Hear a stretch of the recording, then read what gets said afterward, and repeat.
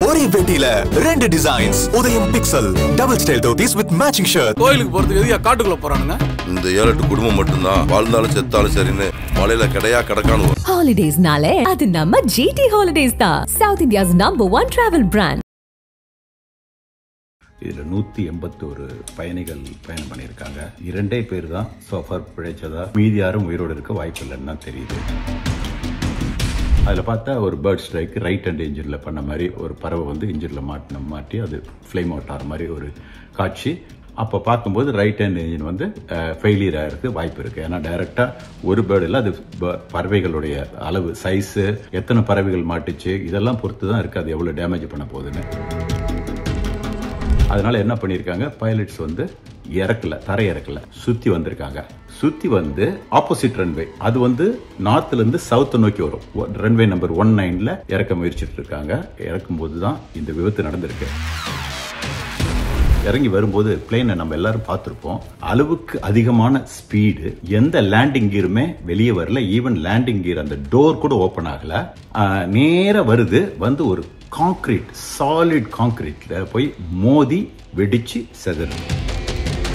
கீழே தரையிறங்கிறதுக்கு முன்னாடி இந்த பின்னால் இருக்கு பாத்தீங்களா, இதெல்லாம் வந்து கீழே இறங்கி இருக்கும், ஒவ்வொரு ஸ்டேஜா இறங்கும். இது கிட்டத்தட்ட இந்த மாதிரி பெல்லி லேண்டிங்னு வரும்போது 40 வச்சிருக்கணும். 40னா அந்த மேக்ஸிமம் வச்சிருக்கணும். மேக்ஸிமம் வச்சாதான் உங்களுக்கு இந்த பிளேன் வந்து ஸ்லோவா பறக்கும், டச் டவுன் பண்ணும்போது ஈஸியா ஸ்டாப் ஆகும். இந்த பர்டிகுலர் இன்சிடென்ட்ஸ்ல அந்த மாதிரி இறக்கல.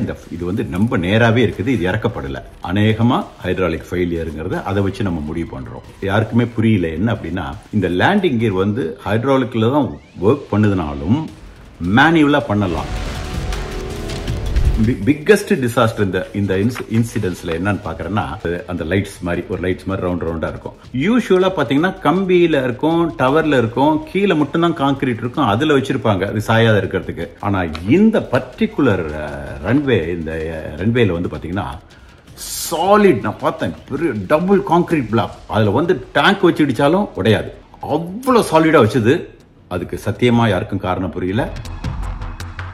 நேற்று நம்ம எல்லாம் கேள்விப்பட்டிருப்போம், ஒரு மோசமான ஒரு கோர விபத்து சவுத் கொரியாவில் நடந்திருக்கு, விமான விபத்து. இதில் 181 பயணிகள் பயணம் பண்ணியிருக்காங்க. 2 பேர் தான் சோஃபார் பிழைச்சதா நமக்கு தகவல் வருது. இது அதிகாரப்பூர்வமான தகவல். இன்னும் எத்தனை பேர் உயிரோடு இருக்க போகிறாங்கன்னு தெரியல. ஆனால் அநேகமாக நடந்த விதத்தை பார்த்தா மீதி யாரும் உயிரோடு இருக்க வாய்ப்பு இல்லைன்னு தான் தெரியுது. அன்ஃபார்ச்சுனேட்லி இது ஒரு மிக மோசமான வாரம் அண்ட் வருஷம். ஏன்னா 3 நாளைக்கு முன்னாடி தான் இன்னொரு கோர விபத்தை பற்றி நம்ம பேசணும். நடந்தது, நடக்கக்கூடாதது ஒன்று, மற்றவங்க அட்டாக்கால அது தேவையில்லாத அத்தனை பேர் உயிர் இழந்தாங்க. இந்த முறை அது அட்டாக் மாதிரி இல்லை. இந்த முறை நான் முடிஞ்ச அளவுக்கு எக்ஸ்பிளைன் பண்ணுறேன். ஏன்னா இந்த விபத்துக்கள் அகெயின் வந்த உடனே நம்ம பேசுறதுக்கு காரணம் என்னன்னா, மக்களுக்கு ஒரு ஆர்வம் இருக்கு. என்ன காரணம் அப்படின்னா, நம்மளும் பயணம் பண்றோம், நம்ம நண்பர்கள் பயணம் பண்றாங்க, நம்ம உறவினர்கள் பயணம் பண்றாங்க. இது எவ்வளவு ஆபத்தான, ஏற்கனவே பாத்தீங்கன்னா பாதி பேருக்கு மேல ஏரோப்ளேன்ல போறவங்க பயந்துட்டு தான் போறாங்க. அது இந்த மாதிரி விஷயங்கள் இன்னும் அதிகப்படுத்தும். அதுல ஆவலும் இருக்கும், இது என்ன காரணம், இதெல்லாம் நடந்துருமா சாதாரணமா அப்படின்னு சொல்லிட்டு. அதனால எனக்கு கிடைச்ச தகவல் இப்போ ஏர்லி தகவல் தான் கிடைச்சிருக்கு. அதை பேஸ் பண்ணி என்ன நடந்திருக்கு வாய்ப்பு இருக்கு அப்படிங்கறத மட்டும் விளக்குறேன். மற்றதெல்லாம் நமக்கு அந்த பிளாக் பாக்ஸ் கிடைச்சு அதில் ரெக்கார்டர்லாம் போட்டு, அப்புறம் அவங்க வந்து ப்ரிலிமினரி இன்வெஸ்டிகேஷன் ரிசல்ட் 1 மந்த்ல வரும். அப்புறம் வந்து 1 வருஷம் கழிச்சு, உங்களுக்கு 1 வருஷமோ 1.5 வருஷமோ கழிச்சு ஃபுல் ரிப்போர்ட் வரும். அப்பதான் வந்து எக்ஸாக்ட்லி என்ன நடந்திருக்குன்னு தெரிய வரும். இருந்தாலும் இப்ப நடந்திருக்கிற நிகழ்ச்சியை மட்டும் நான் சொல்றேன். ஏன்னா இப்ப எதனால நடந்தது, எதனால இப்படி ஆச்சு, பிளேன்னா பயங்கர டேஞ்சரான ஒரு பயம் இருக்கும். இருந்தாலும் நான் எக்ஸ்பிளைன் பண்றேன் எனக்கு சோஃபார் தெரிஞ்ச முடிய. இந்த பிளேன் வந்து எங்கன்னா பேங்காக்ல கிளம்பி நமக்கு வந்து சவுத் கொரியாவில் மூவ் ஆன் சொல்லிட்டு ஒரு ஊருக்கு வருது. பேங்காக்ல இருந்து சவுத் கொரியாவுக்கு வரும்போது அது வந்து கீழே பேங்காக் வந்து பாத்தீங்கன்னா கொரியாவுக்கு சவுத்துல தான் இருக்கு. அங்கிருந்து நார்த்தை நோக்கி பிளைன் வந்துட்டு இருக்கு. ஒரு 4 மணி நேரம் மேல பயணம் இருக்கு. 4 மணி நேரம் பீஸ்ஃபுல்லா தான் வந்திருக்காங்க. வரும்போது நேராக அந்த ஏர்போர்ட்டை நோக்கி வந்துட்டு வரும்போது ஒன்றும் பிரச்சனையே கிடையாது, கிளீனாக வந்திருக்கு. 500 அடி முடிய சரியான ஸ்பீடு எல்லாமே என்ன ஸ்டெபிளைஸ்ட் அப்ரோச்சுமாங்க, அது மாதிரி கரெக்டாக வந்திருக்கு. அதனுடைய ஸ்பீடு எல்லாமே கரெக்டாக வந்திருக்கு. அப்போ அது வந்து நேராக ரன்வே 01 நம்ம பல நிகழ்ச்சிகளில் சொல்லியிருக்கோம்.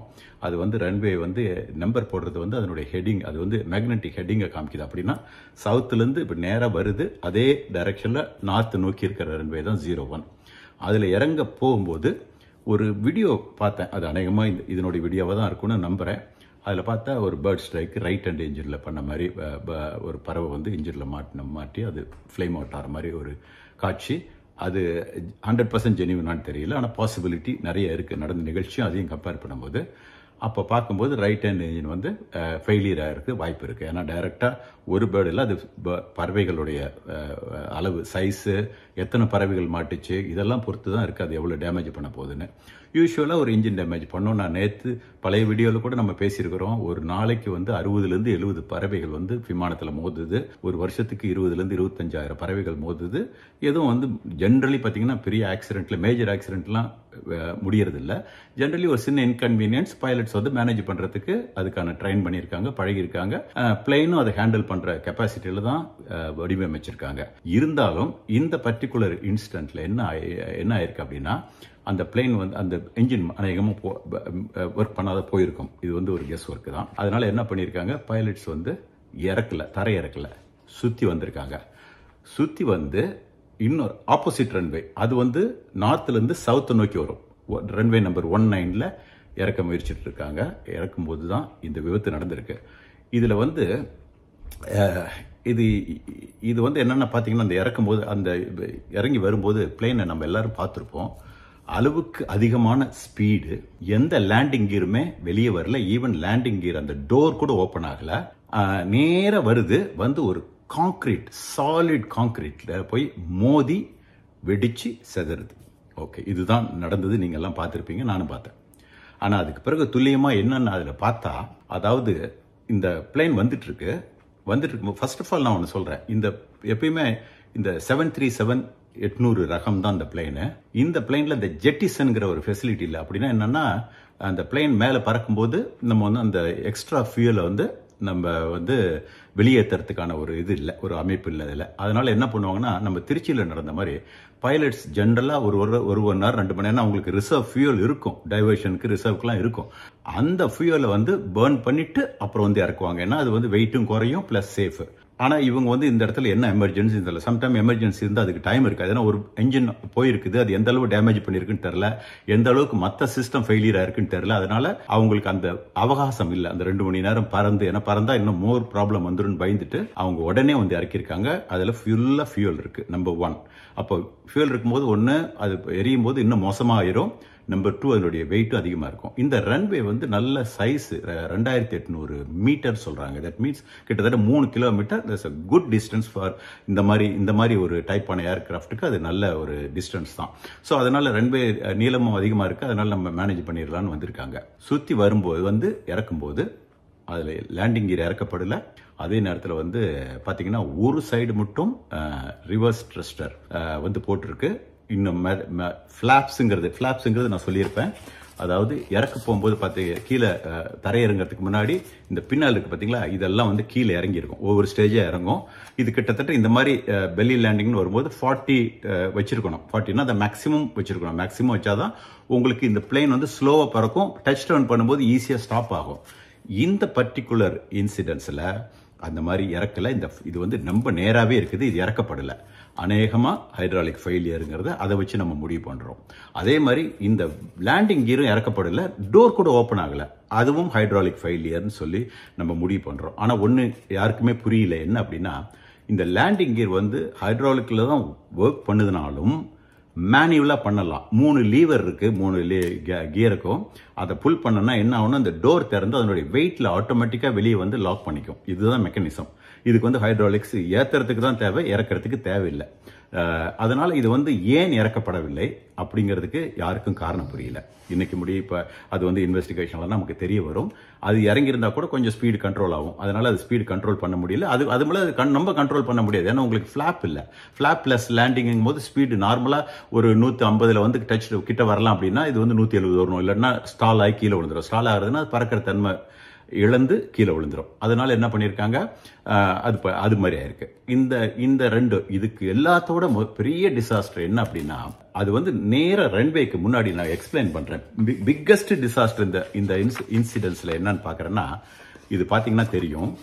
இப்ப ரன்வேல இங்கிருந்து வந்து இறக்கிட்டு இது வந்து அந்த த்ரெஷ்ஹோல்டு சொல்லக்கூடிய அந்த பகுதி ஆப்போசிட்ல இப்படி வந்துட்டு இருக்கு பிளேனு. இந்த எட்ஜில் பார்த்தீங்கன்னா லைட்ஸ் நீங்கள்லாம் பார்த்துருப்பீங்க, சின்ன சின்ன குட்டி குட்டியாக வரிசையாக லைட்ஸ் இருக்கும். அது வந்து லோக்கலைசர் லைட்ஸ். அப்படின்னா என்னன்னா, நம்ம அந்த ஐஎல்எஸ் சிஸ்டம் யூஸ் பண்ணி பிளேன் இறங்கும் போது பிளேனுக்கு இந்த சென்ட்ரல் லைனு நடுவில் இருக்கா, இந்த ரன்வேக்கு நடுவில் பிளேன் வந்திருக்காங்கிறத காமிக்கிற ரேடியோ சிக்னல் தான் இது. அந்த லைட்ஸ் மாதிரி ஒரு லைட்ஸ் மாதிரி ரவுண்டாக இருக்கும். யூஸ்வலாக பார்த்தீங்கன்னா கம்பியில் இருக்கும், டவரில் இருக்கும், கீழே மட்டும்தான் கான்கிரீட் இருக்கும், அதில் வச்சிருப்பாங்க. அது சாயாத இருக்கிறதுக்கு, ஆடாத இருக்கிறதுக்கு, சாலிடாக இருக்கிறதுக்கு வச்சிருப்பாங்க. ஆனால் இந்த பர்டிகுலர் ரன்வே, இந்த ரன்வேல வந்து பார்த்தீங்கன்னா சாலிட், நான் பார்த்தேன், பெரிய டபுள் கான்கிரீட் பிளாக். அதில் வந்து டேங்க் வச்சு இடித்தாலும் உடையாது, அவ்வளோ சாலிடாக வச்சது. அதுக்கு சத்தியமாக யாருக்கும் காரணம் புரியல. மேபி இதை பார்த்துட்டு இருக்கிற ஏர்போர்ட் டிசைன் இன்ஜினியராக தான் இருந்தால் தயவுசெய்து கமெண்ட்டில் போடுங்க, நானும் தெரிஞ்சுக்கிறேன். இது வந்து ஜென்ரலி அப்படி இருக்காது. ஜென்ரலி பார்த்தீங்கன்னா உங்களுக்கு கம்பியில் இருக்கும் அல்லது தரமட்டத்தோட அந்த இது இருக்கும், கான்கிரீட் இருக்கும், அதுலேருந்து கம்பி வச்சுருப்பாங்க. இப்படி தான் இருக்கும். இந்த பர்டிகுலர் கேஸில் மட்டும் மேபி அந்த ஏர்போர்ட்டை தாண்டி கொஞ்சம் கூகுள் பார்த்தா பக்கமாக இல்லை, நல்லாவே தள்ளி வீடுகள் இருக்குது. ஒருவேளை அந்த வீடுகளை ப்ரொடெக்ட் பண்ணுறதுக்காக இது மாதிரி வச்சிருக்கலாம். பட் இருந்தாலும் இந்த சாலிட் அந்த கான்கிரீட் இல்லாத இருந்திருந்தா இந்த பிளேன் வந்து ஸ்டில் அதை உடைச்சிட்டு போகும், கொஞ்சம் டேமேஜ் ஆகும். அதுக்கு பிறகு பார்த்தீங்கன்னா காம்பவுண்ட் வால் இருக்குது. காம்பவுண்ட் வால் நம்ம பிரிக் வால் மாதிரி, சும்மா பிரிக் வால் அல்லதுனால ஒரு ஒத்த கல் வச்சு கட்டின வால், அது இடியும் ஒளியே பெருசாக இது ஆகாது. அதை இடிச்சிட்டு கொஞ்சம் தூரம் போய் கூட இவ்வளோ பெரிய டிசாஸ்டர் வந்திருக்காது. ஆனால் இந்த கான்கிரீட் பிளாக்ஸ் இருக்குது பார்த்தீங்களா, இது வந்து இதுக்கு காரணம் புரியல. இதுதான் வந்து இந்த டிசாஸ்டருக்கு ஒரு மெயின் காரணம். ப்ளஸ் எக்ஸஸ் ஃபியூவலு, அதனுடைய இம்பேக்ட், அந்த மொத்த கைனடிக் எனர்ஜி ஒரு ஸ்பாட்டில் வந்து அப்படியே விதவுட் எனி அந்த இது இல்லாமல் கொஞ்சம் கூட அதை ஷாக் எடுக்காது. அப்படியே கான்கிரீட் எப்பயுமே சாலிடாக அது கொஞ்சம் கூட எடுக்காது. அப்போ மொத்தமும் அந்த டிசிபேட் ஆகுது. அதாவது ஒரு 180-70-80 நாட்ஸ் அப்படின்னா உங்களுக்கு கிட்டத்தட்ட 300 கிலோமீட்டருக்கு மேலே வரும்.